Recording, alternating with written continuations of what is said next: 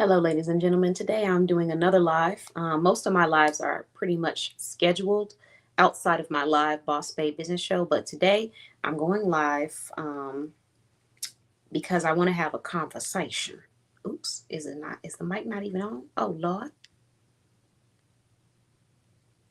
Oh, we're going to have to do this again. Hold on, y'all. Maybe I should restart. No, I'll keep it going. Okay, so the question that I asked people was if your job called you and they wanted you to come in and work for free. They said, "Yeah, we need your expertise, we need your guidance, we want your opinion."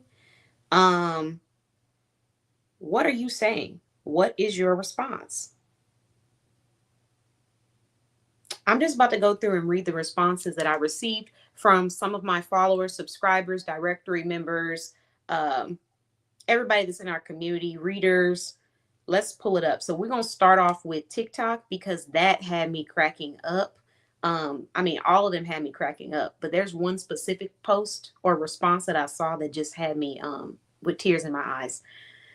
And that is when I pulled up my TikTok page and I had a notification. You know how sometimes it won't say the full post that they're commenting on, it will just say the response. And the response was from Lady D, Lady D's Treats. And she said, click. When I saw that, I bust out laughing. So let's go through these TikTok responses. Here's a question that I asked. I said, if your job called you and they said, "Hey, we need you to come in. We want to pick your brain and we want to know what you think about the company. We want you to give us some ideas to grow." And you said, "Okay, sure, I'll be in." And as soon as you get there, your job then tells you, "Oh, no, we don't want to. We're not trying to pay you." Or they tell you before you get there. And these are the responses I got. From Davita, "I'm hanging up." Um, AKA Miss V on TikTok, she said, "I'm hanging up." And then she put some emojis. From the Cookie Lady, aka LadyD'sTreats.com, she said, click. From Sweet Addiction, she said, "I would say this. Okay, well, then I'm off. So I'll have to bill you from my consultant side of the business. And then I would tell them my hourly rate that I would make up on the spot." She said, "We would either be doing this on the clock or off the clock." And what she means by that is either on the consultant clock or on your clock. But either way, she getting paid. She said, "From what I'm learned, the company that needs your knowledge, they will take your knowledge and then they'll replace you." Then someone else said, "So not exactly the same scenario, but I was passed over for a VP promotion. But then was asked to still attend the executive meetings, the audacity, because I had so much experience in the company that they wanted my opinion. I quit and I started my own business." That's a great response too. Make sure. Okay, yeah. The next one is coming from Apricot Ave. She says, "I would tell them I'd be happy to come in during my scheduled hours." Amen. Boundaries. Okay, we love to see it. We love to hear it. And I gotta give some kudos to that response because boundaries is a big one. And a lot of times people don't know how to approach those kind of conversations in business or in corporate, but you have to learn how to make it clear that what you're not doing and make it clear professionally. We're gonna keep this nice and professional. But yes, during my scheduled hours, we're not doing non-scheduled work because non-scheduled work equals free work. All right, let's look at what they're saying on Instagram. Let me see. Oh, nope. All comments moved to Facebook. So we're going to go to Facebook instead. Hold on. Let me turn my volume down. So on Facebook, oh, no, I'm sorry. We did have comments on Instagram, but it was in the chat. Okay, let me go back. It was in our directory member chat. This response came from Devon. He said, "I will stay home." He said, "I will stay at home enjoying my day or days off." Plural. Understood. And then let's go back to Facebook. Hold on.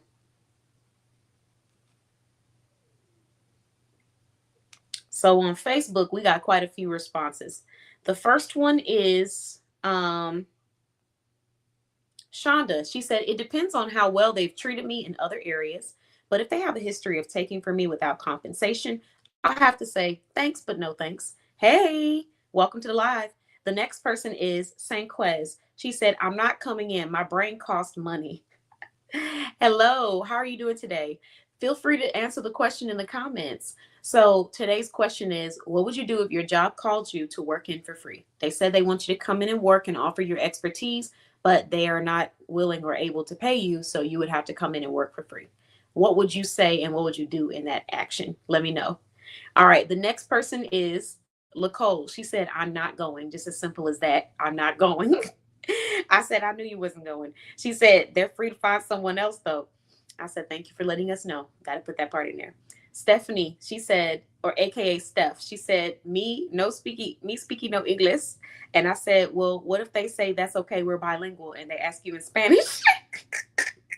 She said no. And then she said, no, seriously, I would tell them the only way I would come in is when I'm on the clock. I'll be glad to help as long as I'm clocked in. Then I'm taking my notes because they're going to get better off my knowledge. Then Lady D's Treat said, my time isn't free. She said, get somebody else to do it.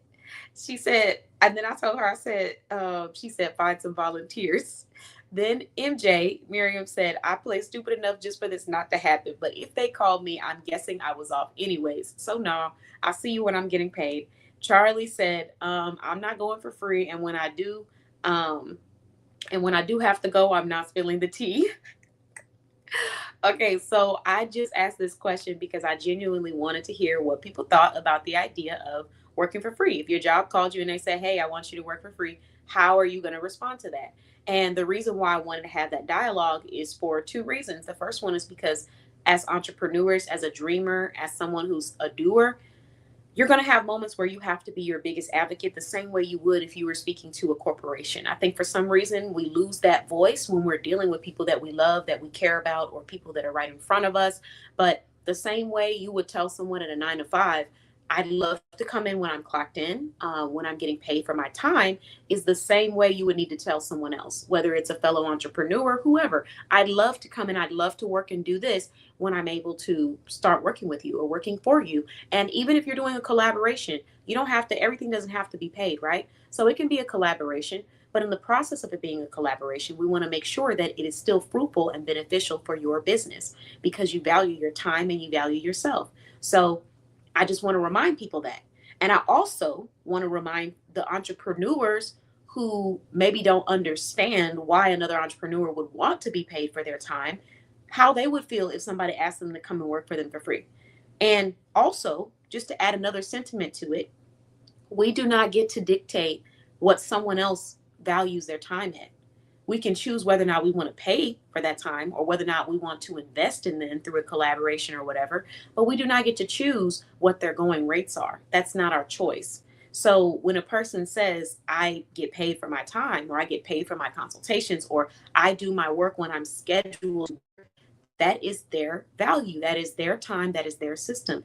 And we don't get to dictate that. We don't get to control it. And honestly, even if we don't agree with it, I still would empower and support someone doing things that make sense for them. Sometimes I may not personally do or agree with something that another entrepreneur is doing, but if that's their system and it works for them and it's not hurting me directly, like they're not coming to me and physically harming me, then I don't see why I would be worried about that. It doesn't affect me in any light. If it's too expensive, it still doesn't affect me because I would either make the choice of saving up and purchasing it, or I would make the choice of going and buying somewhere else. But it still does not affect me. It will not affect me. So I wanted that message to be for entrepreneurs that needed to hear that message, to trust themselves, to have confidence in themselves and their expertise the same way you would if you were working a 9 to 5. But also for other people who maybe don't understand, think about if you were to be called into your work and they said, hey, we just want to pick your brain, but we don't want to pay you for it. We just want your time. I don't think your response would be, okay, I'm on my way, I'll be there. And then you'd be sitting up there and doing it for free nonstop. I feel like you might have some pushback on that.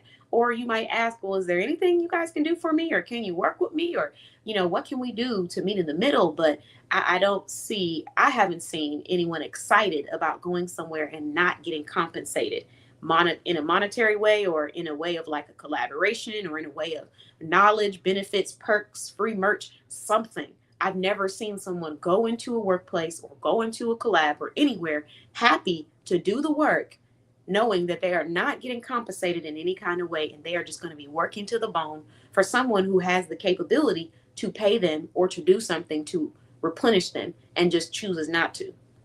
I've never seen that happen. Now, it's not to say that it hasn't happened, but I've never seen it happen. So I just wanted to start that dialogue for anyone that needed to hear it out there. Keep going, keep pushing, and do not assume that because you run into somebody who maybe doesn't see the value and doesn't want to spend, that that means that everyone's like that, because you have an audience of people out here who want to support you, spend money on you, patronize you like no other. They just haven't found you yet. But if you get discouraged and you allow these negative experiences with some people to make you feel like you can't find that audience, then you'll never find them. But if you stay positive and you stay focused on providing a solution like what you came to do, you will find that audience. And so that's why it's important to know your worth, stand by your worth, and make sure that every room that you walk into is beneficial to you, your business, your mental health, your mindset, all of that.